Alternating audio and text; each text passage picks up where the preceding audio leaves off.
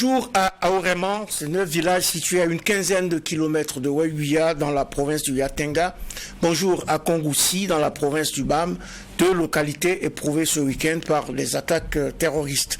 Mais un jour, comme le chante si bien le béninois Gustave Benou Viquet, dit Gégé Viquet, un jour nous serons assez forts pour contrer le vent qui court, le soleil luira enfin pour nous. Nous aurons la liberté. La liberté d'aller et de venir sans crainte, la liberté de consolider notre solidarité dans la fraternité, la liberté d'être libre. C'est l'heure du tribunal de l'actualité, le seul prétoire où l'actualité est jugée à la loupe de la sacralité des faits et de la liberté des commentaires. Actualité en jugement ce lundi, le retour en grâce de l'UNAPES-B, Union nationale des associations des parents d'élèves du poste primaire, du secondaire et du supérieur du Burkina, après une période de trouble marquée par une parenthèse judiciaire qui remet en selle son président Hector Ardan Ouedraogo à la barre des convoqués de cette première audience de la semaine.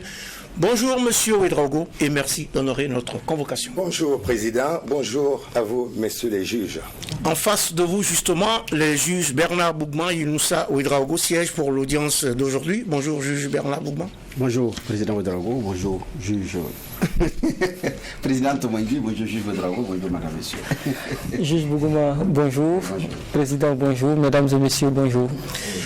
Bonjour à toutes, bonjour à tous et bienvenue à cette nouvelle audience du tribunal de l'actualité sur la télé interactive Truth TV et sur votre radio 100% urbaine, c'est Watt FM, ainsi que sur nos plateformes numériques. Et pour commencer, la traditionnelle séquence des avant-propos des juges que je convoque à présent.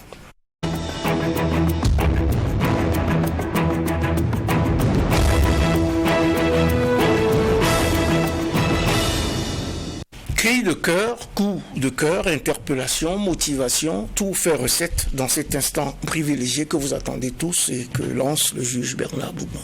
Merci Président. Aujourd'hui c'est lundi, je voudrais partager cette pensée de Bouddha qui dit, je cite, « Si nous continuons à penser à toutes les façons dont les autres nous ont trahis, déçus, trompés ou énervés, notre cœur sera pour toujours rempli de haine. Apprenons à laisser tomber, à être heureux. » Fin de citation. Donc si nous allons passer le temps à ressasser un passé qui est d'ailleurs dépassé, nous allons nous remplir de haine, de frustration, de ressentiment, de mélancolie. Et bonjour les dégâts, parfois la dépression et puis toute autre chose. Il y en a effectivement qui en ont fait les frais. Et donc à toutes ces personnes qui sont scotchées à ce passé de trahison, de déception, à ce passé où ils ont été abusés ou désabusés, ça ne reviendra pas. Il faut apprendre à en guérir, à penser ses plaies, à vous réconcilier avec vous-même, à vous réconcilier avec les autres pour avancer. Dans notre cas d'ailleurs de ce qui nous arrive, il y a beaucoup de choses qui sont liées d'ailleurs à ces choses-là. Que ce soit de la trahison, de la déception et tout, et des règlements de compte. Donc on est agrippé à cela. On refuse de lâcher prise parce que notre orgueil des talons nous dit non, à moi on ne me fait pas ça. Ma fierté en a été fouettée. Il faut que je me venge, il faut que. Alors qu'on a besoin d'un cœur apaisé, d'un cœur léger pour pouvoir avancer. Si nous allons terner des boulets, des lourdeurs, on ne pourra pas construire dans ce sens-là. Donc du courage à tout le monde, vivement que ceux qui sont vraiment dans ces situations puissent apprendre à lâcher prise et aller de l'avant. Ce n'est jamais simple, mais c'est possible. Et je voudrais également ce lundi avoir une pensée spéciale pour nos forces de défense et de sécurité, les volontaires pour la défense de la patrie et toutes ces personnes qui s'investissent dans le domaine humanitaire pour donner un brin de sourire, du courage et de l'espoir aux personnes déplacées internes. Excellente semaine et très bon lundi. Excellente semaine, très bon lundi. C'est une nouvelle semaine qui commence sur la terre. C'est une nouvelle semaine qui commence au Burkina Faso, chargée d'espérance et d'espoir. Nous l'espérons. Juge Younoussa Ouedraogo, votre avant-propos du jour. Merci Président. Je voudrais également avoir une pensée et m'incliner devant la mémoire de tous ces soldats qui sont tombés, qu'ils soient forces de défense et de sécurité ou volontaires pour la défense de la patrie, et qui sont tombés ce week-end dans le cadre donc de la défense du territoire. Que leurs âmes reposent en paix, et saluer également le formidable travail qui a été abattu dans le même temps par ces FDS et VDP, et qui ont donc neutralisé beaucoup de terroristes. Je voudrais leur dire du courage et souhaiter prompt rétablissement à tous ces blessés, et dire que, comme le dit notre devise, la patrie ou la mort, nous vaincrons. Nous sommes convaincus que nous allons vaincre, et il nous faut encore beaucoup plus d'organisation, de détermination, et on finira donc par y arriver. Courage au FDS.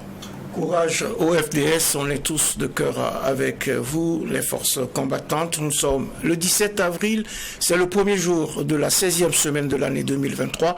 Nouveau lundi sur la terre et première audience du tribunal de l'actualité pour cette semaine qui reçoit pour vous Hector Ardan Ouedraogo. Il est président de l'UNAPESB, c'est l'Union nationale des associations des parents d'élèves du poste primaire, du secondaire et du supérieur du Burkina.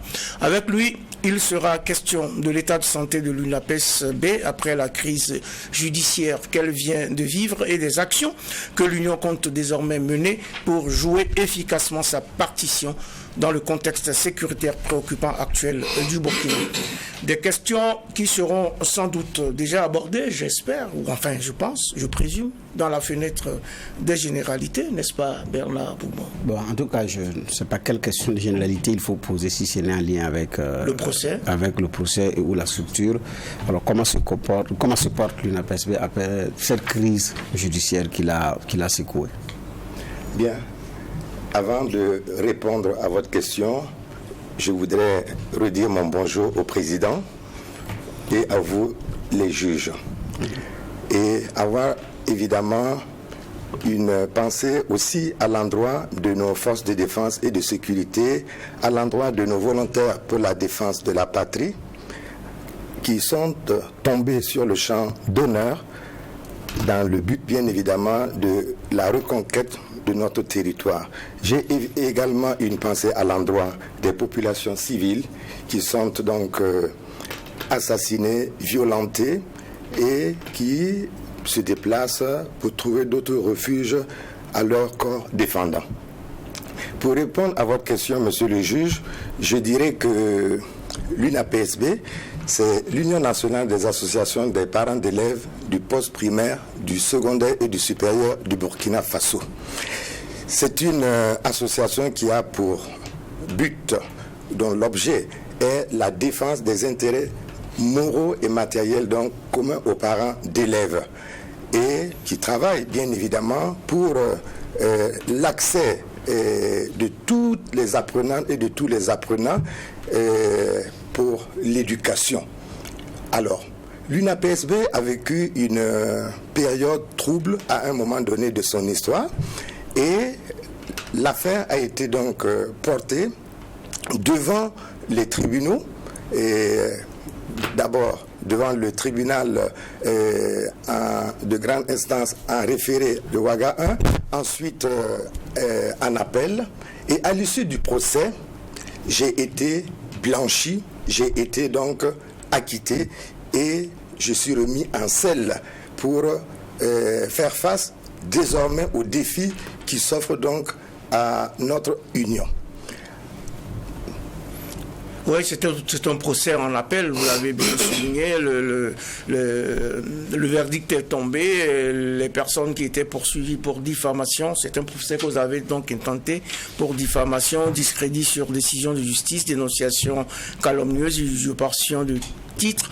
Les deux responsables associatifs donc ont été reconnus coupables des faits de diffamation et de discrédit sur décision de justice et ils écopent donc d'une peine d'emprisonnement, juge Bernard Bougman, de 6 mois et une peine d'amende de 300 000 francs CFA, le tout assorti de sursis. Oui, tout à fait. Donc c'est pourquoi j'ai demandé de savoir si, après tout cela, est-ce que la sérénité est revenue entre les membres, est-ce que la confiance est au beau fixe, quand on sait que c'est cette crise de confiance, de méfiance qui vous a finalement entraîné devant les tribunaux. D'accord.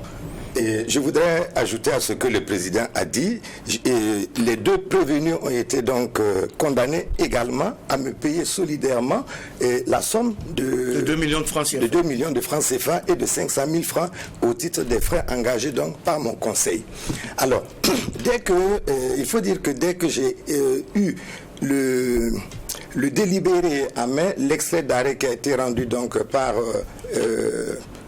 la cour d'appel de Ouagadougou, moi, c'était le 17 février 2023, j'ai convoqué une réunion extraordinaire de tous les membres du bureau au plan national pour échanger avec tout le monde et voir dans quelle mesure nous pouvions relancer nos activités.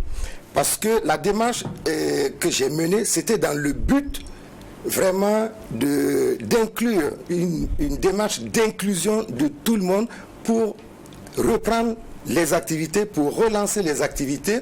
Et il y a des gens qui sont venus à cette convocation, disons à cette invitation extraordinaire. C'était le 1er avril 2023. Il y en a qui ont choisi de ne pas venir, mais ce que je dois dire, c'est que la porte, pour moi, n'est pas du tout fermée.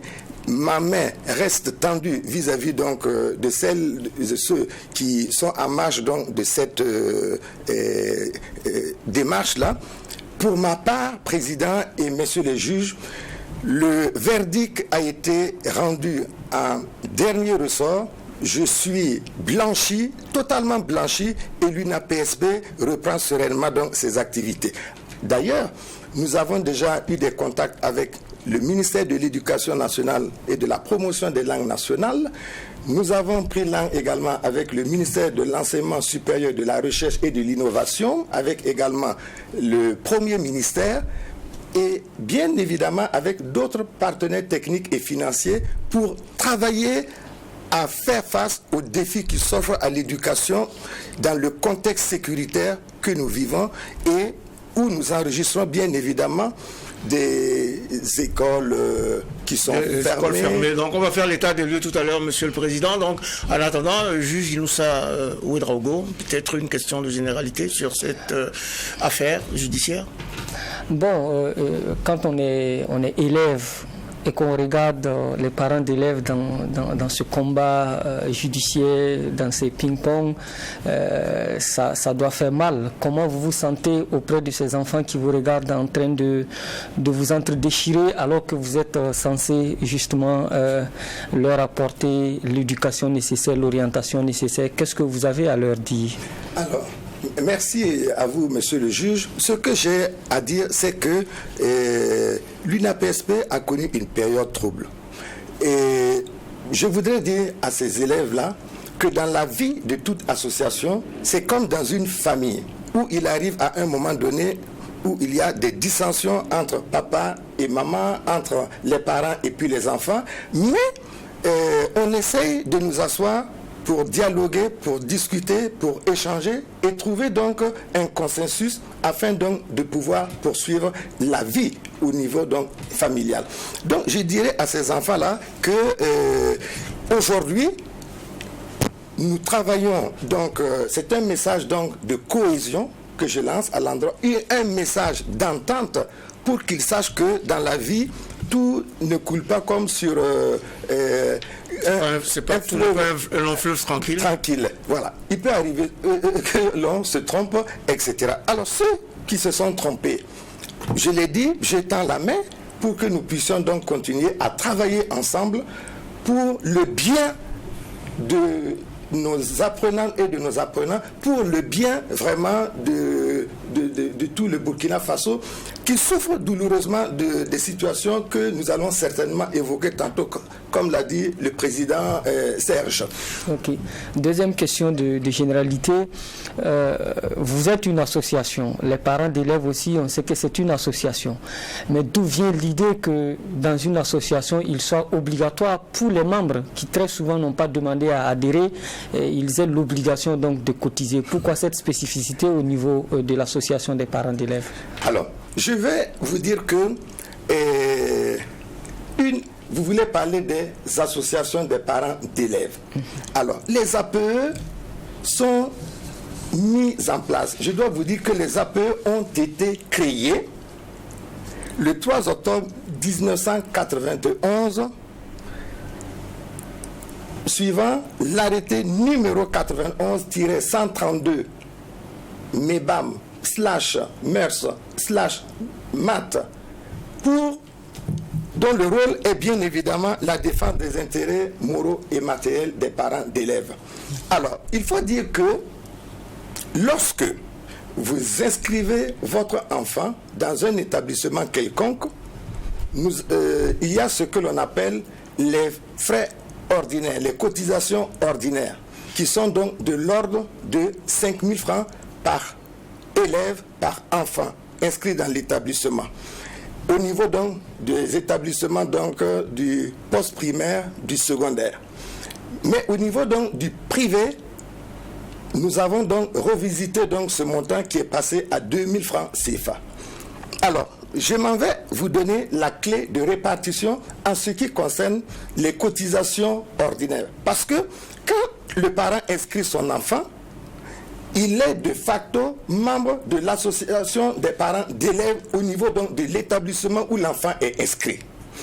Maintenant, le parent peut ne pas faire partie du bureau s'il ne s'est pas fait élire pour faire partie du bureau. Mais les cotisations là sont obligatoires pour le fonctionnement donc de l'établissement et pour le fonctionnement donc de l'association. Et la clé de répartition, la voici.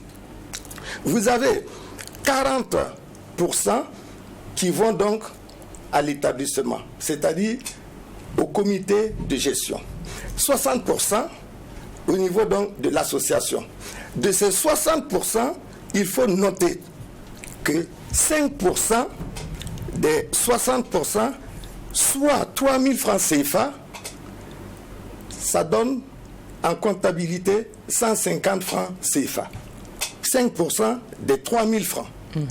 Et de ces 150 francs, il y a une répartition entre la coordination provinciale, la coordination régionale et la structure fêtière qu'est l'UNAPSB. Et in fine, l'UNAPSB récolte 40 francs CFA pour cette clé. Sur les 150 francs. Sur les 150 francs. Voilà. Alors, donc, pour que l'établissement puisse fonctionner, comme je vous l'ai dit, il faut bien évidemment qu'il y ait ces cotisations. Parce que si ces cotisations n'avaient pas été enregistrées, je vous dirais qu'aujourd'hui, il y a certains établissements qui ne fonctionneraient pas du tout. Du tout, du tout. Vous savez comment les établissements fonctionnent en début d'année scolaire. Très souvent, il manque des tables bancs. Il manque le matériel didactique. Il manque beaucoup de choses, de la craie, etc. Alors, il faut bien évidemment, pour accompagner l'établissement et surtout nos autorités, pour que les établissements, les élèves puissent avoir accès à une bonne éducation, à une éducation donc de grande qualité, pour que les choses se passent réellement au mieux. Vous le savez, hein, la citation de Nelson Mandela, l'éducation est l'arme la plus efficace que l'on puisse utiliser pour une nation. Oui, mais justement, Monsieur le Président, le sens de la question du juge, c'est simplement de dire aussi, mais à partir du moment où le parent il paie déjà des frais de scolarité et autre chose, pourquoi lui imposer en plus une cotisation de parents d'élèves? Oui, une cotisation ordinaire de parents d'élèves, je précise bien, parce qu'il peut arriver qu'il y ait des cotisations statutaires et spéciales. Les cotisations ordinaires statutaires de 5 000 francs accompagnent l'établissement dans son fonctionnement. Dans son fonctionnement pour qu'il n'y ait pas vraiment de problème de démarrage au début donc de l'année scolaire.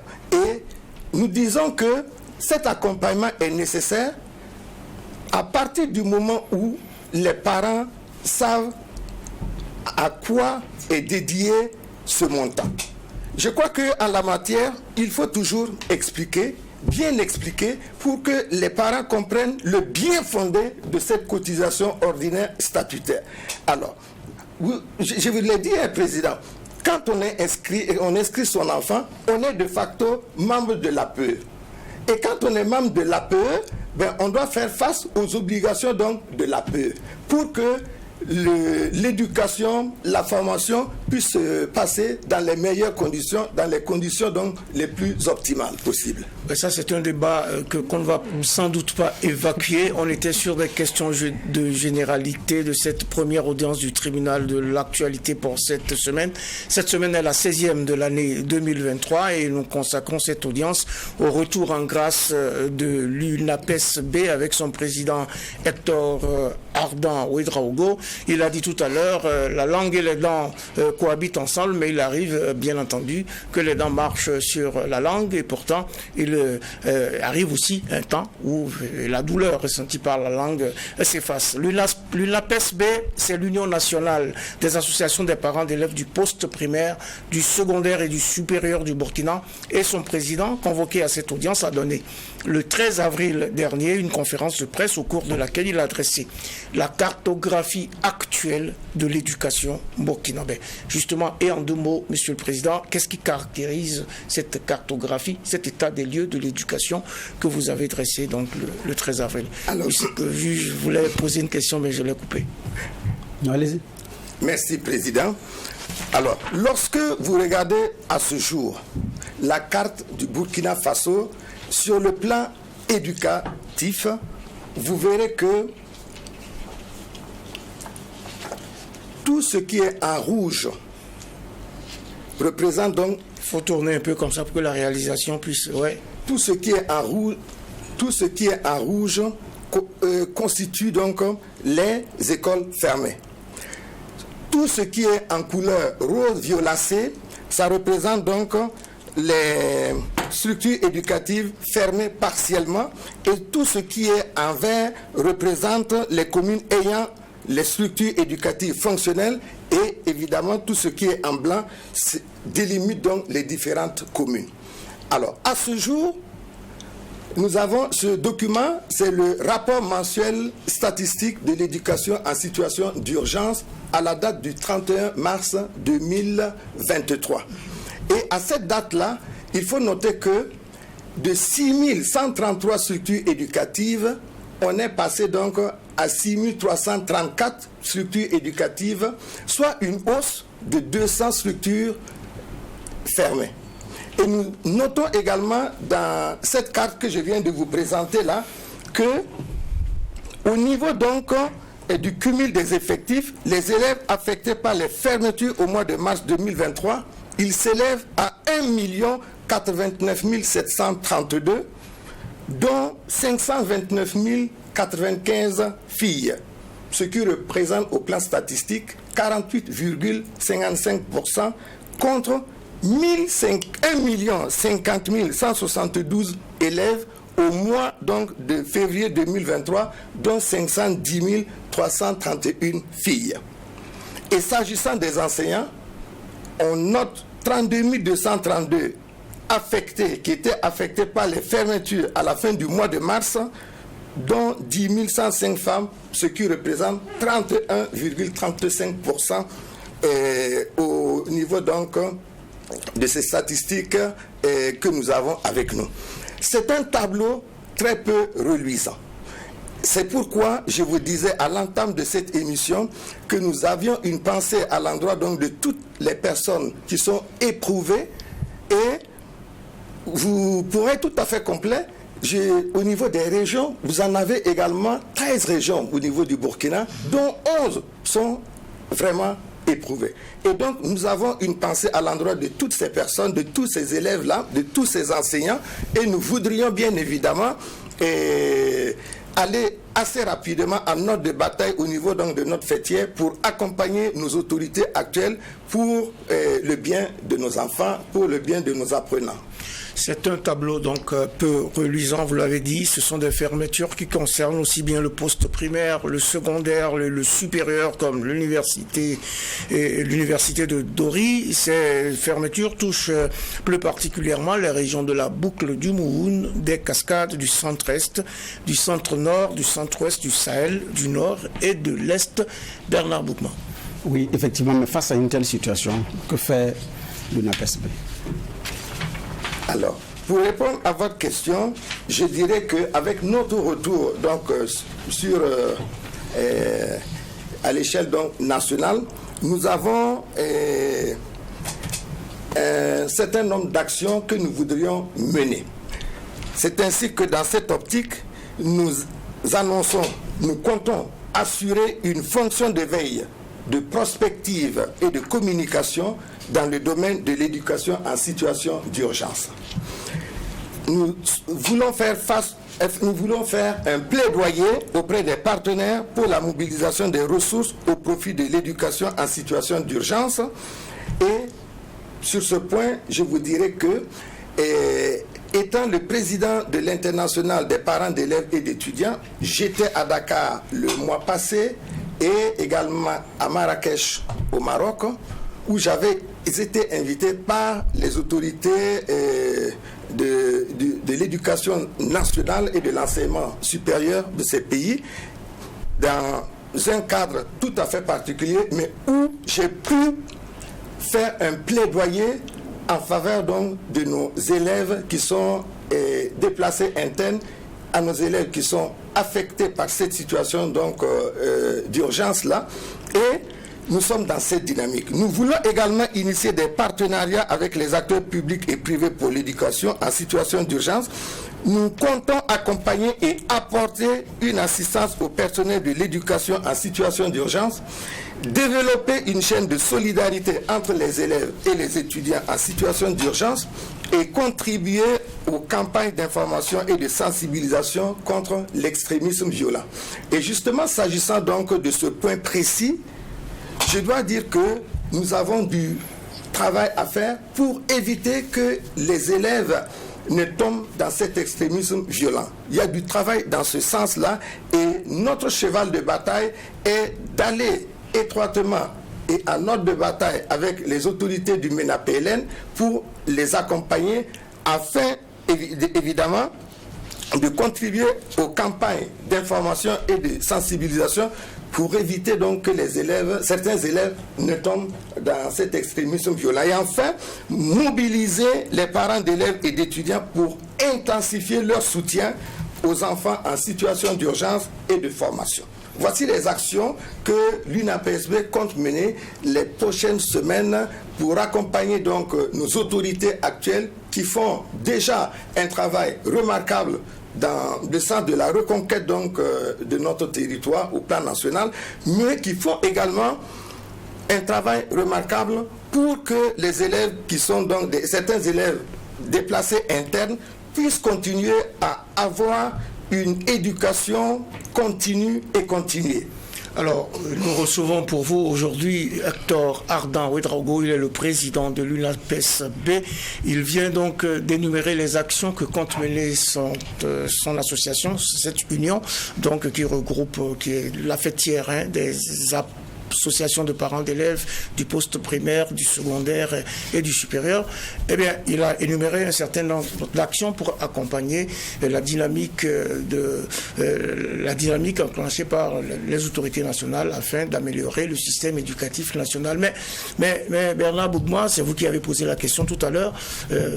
C'est bien sur le papier. On aurait dit vraiment un bon programme. C'est un bon discours-programme. Comment on fait concrètement pour réaliser cela? C'est là souvent qu'il y a des problèmes. Oui, et c'est comment est-ce que vous allez financer sur toutes ces bonnes intentions qui sont couchées sur le papier? Merci, Président. Merci à vous, Monsieur le juge Bougma. Et c'est vrai, c'est un programme qui est très ambitieux. Nous comptons, dans les jours à venir, nous mettre en relation avec les partenaires techniques et financiers. Nous allons nous rapprocher très rapidement de la Banque mondiale et la résidence de la Banque mondiale au Burkina Faso. Nous allons nous rapprocher de l'UNICEF. Nous allons nous rapprocher également de l'UNESCO et bien d'autres partenaires techniques et financiers, l'ADF, etc., pour leur demander vraiment de nous aider à accompagner nos enfants dans cette situation qui est très difficile. C'est vrai qu'au niveau donc de l'UNAPSB, les caisses sont pratiquement vides, nous n'en avons pas, comme vous l'avez dit, il y avait eu une parenthèse au niveau donc de notre structure, un an et demi, mais Dieu merci, Mais la cotisation se sont poursuivies, non les parents d'élèves ont continué de payer leur dû. Je vais vous dire, voyez, je vous ai fait une clé de répartition des cotisations ordinaires statutaires. Mais ces cotisations, malheureusement, ne rentrent pas comme cela devrait être. Pour être honnête avec vous. C'est d'ailleurs pourquoi aujourd'hui, nous avons une convention avec l'État burkinabé qui a été donc signée depuis le 24 janvier 2014, mais qui n'est malheureusement pas suivi, qui n'a pas été suivi d'effet. Alors, si nous avions donc cette subvention-là, au niveau donc de l'État, cela nous permettrait de continuer à travailler aisément sans franchement avoir trop besoin de ces cotisations statutaires ordinaires.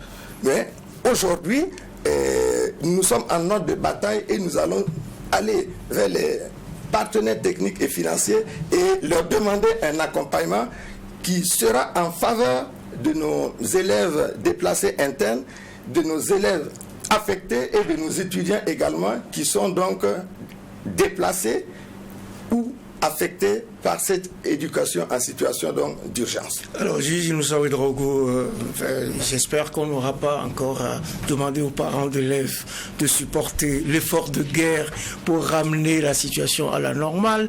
Le président de l'UNAPSB nous indique qu'il va plutôt solliciter les partenaires techniques et financiers. C'est aussi une manière de mettre notre doigt dans la bouche des partenaires, des autres. Bon, en tout cas, on constate que au niveau aussi des autorités, ils se tournent vers ces mêmes partenaires traditionnels. Vous aussi, vous partez là-bas. Est-ce que finalement, il n'y a pas de risque aussi que vous receviez des orientations qui ne sont pas forcément, qui ne vont pas en droite ligne avec les valeurs et l'éducation nécessaire que nous voulons apporter à nos enfants? Ça a toujours été le débat. Vous partez vers des gens, vous partez demander de l'argent, alors qu'on sait que c'est toujours en contrepartie qu'on donne de l'argent. Vous avez parfaitement raison, monsieur le juge. Nous allons, en sus de ce que j'ai décliné comme point à dérouler pendant donc pour les jours à venir, je dois dire qu'au niveau même de notre pays, nous allons mener des actions aussi endogènes. Okay. Allez donc demander aux parents d'élèves de faire vraiment plus d'efforts, parce que ce n'est mais ce n'est jamais un sacrifice de trop. Ce n'est jamais un sacrifice de trop. Lorsque je vous ai présenté c'est pas une bonne nouvelle pour les parents d'élèves. Oui, je comprends, mais tout ça c'est en faveur donc de nos enfants pour une éducation de grande qualité. Lorsque vous regardez aujourd'hui la déscolarisation, qui est donc la conséquence de la situation que nous vivons au Burkina Faso, avec un taux de déperdition qui n'est pas du tout reluisant, je crois qu'en menant une campagne d'information et de sensibilisation à l'endroit donc des parents d'élèves, vous en êtes un, juge Bouma en est un, le président Théophile, Serge en est un, alors je pense que vous allez comprendre qu'il y a non seulement urgence, mais une nécessité et qu'un sacrifice n'est jamais vraiment de trop. Et c'est comme je vous ai dit, si les cotisations entraient comme on le souhaitait, on n'aurait pas besoin vraiment d'aller encore quémander ailleurs. C'est d'ailleurs l'occasion pour moi de vous dire que nous allons travailler à mettre en place des structures efficaces, des structures solides. Parce que il y a des APE qui ne fonctionnent vraiment pas bien du tout, parce que tout simplement les parents qui ont élu ces membres à la tête donc, de ce bureau APE-là, ils n'ont pas fait les meilleurs choix. Et il y en a qui sont, certaines APE aujourd'hui, sont dans l'illégalité parce que les mandats sont échus. Nous allons travailler à remettre en place donc de bonnes structures APE qui fonctionneraient vraiment pour le bien de nos élèves, de nos apprenants. Est-ce que vous avez une gouvernance que tous les parents peuvent regarder? Est-ce que vous avez la certitude que l'argent que les gens cotisent ou l'argent que les gens vont cotiser pour vous accompagner dans votre plan d'action, cet argent-là sera bien géré avec toute la transparence nécessaire? Mais vous avez raison. Vous voyez, nous avons des textes fondamentaux qui régissent le fonctionnement donc, de notre union. Nous avons les statuts, nous avons les règlements intérieurs et justement dans nos textes fondamentaux, il est clairement stipulé que l'ASE, l'autorité supérieure de contrôle de l'État, peut à tout moment mener des contrôles, mener des audits pour voir effectivement comment les cotisations ordinaires fonctionnent. Et je dois vous dire que sur le compte donc, bancaire de l'UNAPSB, il y a une co-signature. Celle donc, du président et celle du trésorier général. Et on ne décaisse pas l'argent comme ça. Il y a un suivi, il y a une transparence en matière donc, de décaissement donc, de l'argent et bien évidemment à quoi ces fonds sont dédiés avec des justificatifs. Donc je comprends ce que vous dites. Je dois vous assurer que, en ce qui nous concerne, surtout au niveau donc de la fêtière, les choses se sont toujours bien fonctionnées, ont toujours bien fonctionné, ont toujours bien marché. Et c'est maintenant de regarder au niveau donc de certaines APE de base, comment est-ce que nous pouvons les accompagner pour qu'ils soient plus efficaces, pour qu'ils soient plus efficients. Efficacité, efficience au niveau des APE, les associations des parents d'élèves à la base. Il y a beaucoup de défis, il y a beaucoup de programmes à mener, de plaidoyer aussi. Nous recevons Hector Ardan-Ouedraogo, il est président de l'UNAPES-B. C'est la première audience du tribunal de l'actualité pour cette semaine. Bernard Bougman. Oui, il est budgétisé à combien? C'est-à-dire, je comprends ce pas. que vous avez projeté comme activité à réaliser, vous l'avez budgétisé à combien? Non, ce sont les grands points, les grandes actions que nous comptons donc mener, mais nous n'avons pas un chiffre au jour d'aujourd'hui. Alors, mais vous partez voir des partenaires éventuels pour négocier un financement. Le minimum, c'est ça, non? Absolument. C'est un projet, comme je viens de vous le dire. Il s'agit d'un projet. Nous avons d'abord les grandes actions que nous comptons mener. À ces grandes actions, nous aurons donc des lits budgétaires que nous allons donc affecter et, in fine, nous saurons combien est-ce que nous avons besoin pour accompagner les élèves en situation d'urgence au plan éducatif. Aujourd'hui, nous ne l'avons pas, ce chiffre-là, mais nous allons, nous l'aurons. Vous allez travailler à l'avoir, Absolument. à avoir un budget pour chaque programme, pour chaque action que vous comptez mener. Absolument. Et à aller chercher ce financement-là auprès de qui pourra aider. Non, absolument. Alors, absolument. Les APE, les associations des parents d'élèves font partie des associations au Burkina où on ne demande pas votre avis pour vous enrôler. Vous avez un enfant à inscrire, vous êtes membre de fait. Parfois, il y a des établissements qui peuvent négocier pour que vous payiez à tempérament sur la scolarité, mais les frais APE sont non négociables. Donc, sur la base du calcul que vous avez fait, c'est combien qui revient à l'UNAPSB pour son fonctionnement par an? Alors, en général. Non, mais je vous ai dit que par rapport à la clé de répartition, ce qui est reversé à l'UNAPSB sur les 150 francs CFA, là, ce qui revient à l'UNAPSB, c'est 40 francs CFA. Oui, 40 Donc francs. chaque élève donne 40 francs 40 francs. quand il cotise à l'UNAPSB. Voilà. Quand ils cotisent à l'APE, À l'association. Moi, je demande, Absolument. je vais avoir une idée de ce montant annuel. Non, je ne peux pas franchement vous donner un montant actuel, puisque, comme je vous l'ai dit, ça ne marche pas. Les cotisations ne fonctionnent pas. Mais je vous dis en toute sincérité, Et quand nous faisons le point des cotisations qui sont rentrées depuis que moi je suis à la tête donc de la fêtière des parents d'élèves, mais on n'a même pas au niveau donc des cotisations 1 million de francs CFA. Pourquoi? Parce que les gens ne payent pas ou bien il y a quelqu'un qui ne fait pas suivre. Parce que sur cette table, je sais que les parents d'élèves que nous sommes, on a payé les frais APE. Oui. Parce que la vérité, c'est que les frais APE sont non négociables quand vous partez dans une école pour payer la scolarité. Et même au-delà des frais APE, voilà. On vous demande des rames de papier, on vous demande ceci, et c'est pas négociable. Cela. Mais maintenant que vous dites que ça ne rentre pas, je suis curieux de savoir quelles sont les écoles dans lesquelles on ne paye pas les frais APE. Non, je vais vous dire que le problème, c'est qu'il y a un dysfonctionnement.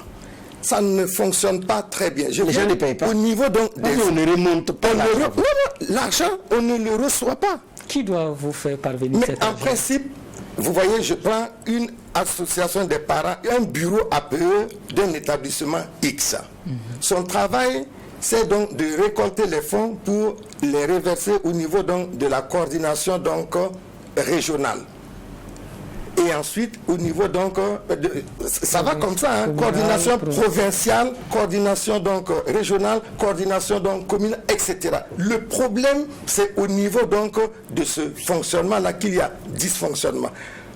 Et ce qui fait qu'au niveau donc de la fêtière des parents d'élèves, nous ne recevons pas l'argent. Ça veut dire que l'argent reste quelque part en chemin. Ça ne vient même pas. Et il y en a qui refusent même de... Non, il y a des établissements même qui refusent de reverser. Oui, de faire remonter cette collecte-là.